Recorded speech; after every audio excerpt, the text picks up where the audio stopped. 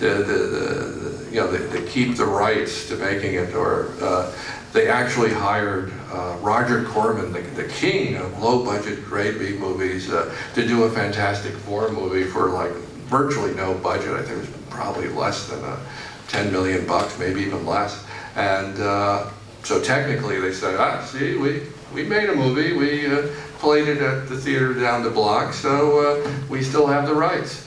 And a lot of times what happened when, particularly with Spider-Man, when they had to, when the big studios were ready to make the movies, they had to buy out these other companies, which probably got the rights originally for next to nothing, and then made more money by not making the movie, just selling the rights to these big studios, which, they probably, so something like Canon Film probably got more money initially, for the rights to make a Spider-Man movie than Marvel did. So it was all sorts of crazy deals going on there.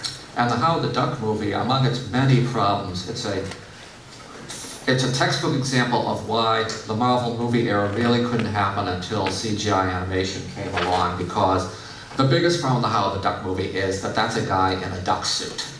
And there's no suspending disbelief when you see this guy in the duck suit. The human eyes really creep me out.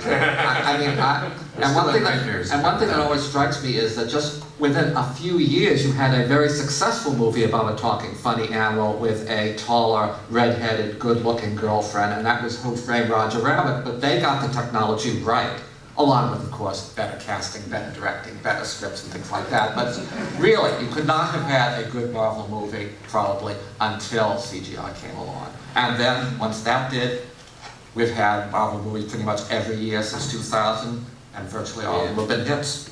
I guess there's no love out there for Red Brown as Captain America with the motorcycle helmet. No. How about Peter Hooten? Any Peter Hooten fans as Doctor Strange out there? Oh well, I haven't seen either of those guys since, I'm afraid. But this kind of speaks to another question. Marvel had become as dominant as you guys had become in the marketplace. Behind the scenes, things I think were a little crazier, right? New World Pictures became the owners of Marvel in, correct me if I'm wrong, 1986, was it? And then by the end of the decade, you had another owner. So, at least 3 different owners of the company within the decade of the 1980s, which, by the way, folks, we're talking about here, if you arrived late to our little panel. This is the Breakfast Club, and we're discussing Marvel in the 80s. Did you guys feel that at all on the ground, on the floor, in the office?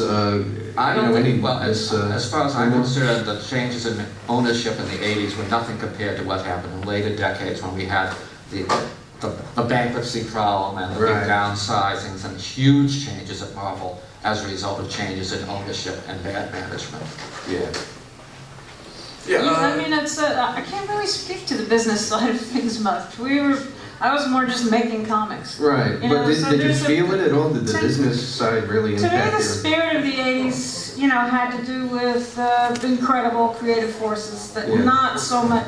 I mean, all these other things, business-wise, are important. The newsstands, the movies, the tie-ins, the toys. But I don't really feel that was the heart of the 80s. I think that was just sort of the business clutter around the 80s. The 80s to me, were more that it was an explosion of artistic styles.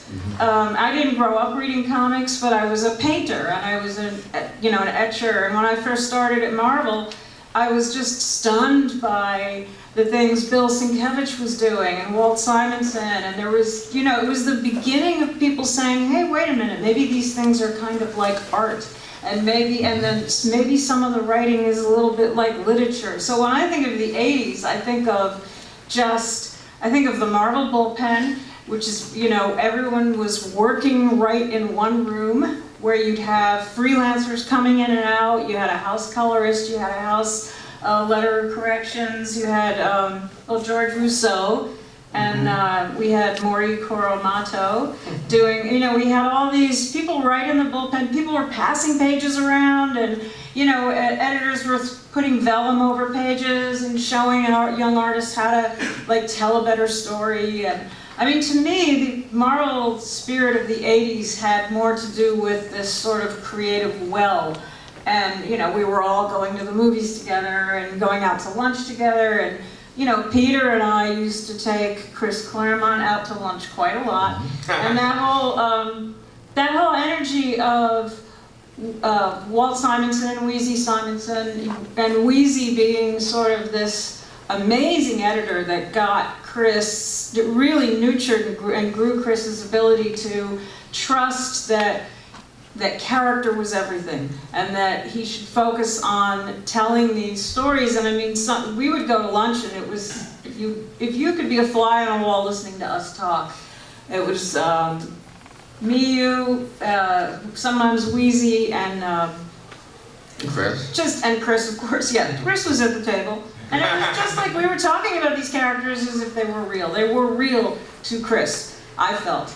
And, you know, a lot of the issues people talk about now, like about, you know, gender issues and, you know, race issues and stuff, one of the things that I don't remember that ever, Chris just wrote character. He didn't, to me, I didn't feel like, you know, this was a female, this was a male, this was a black, this was white. I mean, he had this incredible ability to just sort of imagine these lives, and, you know, all the artists that we worked with at the time. So for me, and the amazing role that letters played. I mean, the different personality of Tom Orzechowski versus John Workman versus, the letters each had like such rich personalities, you know?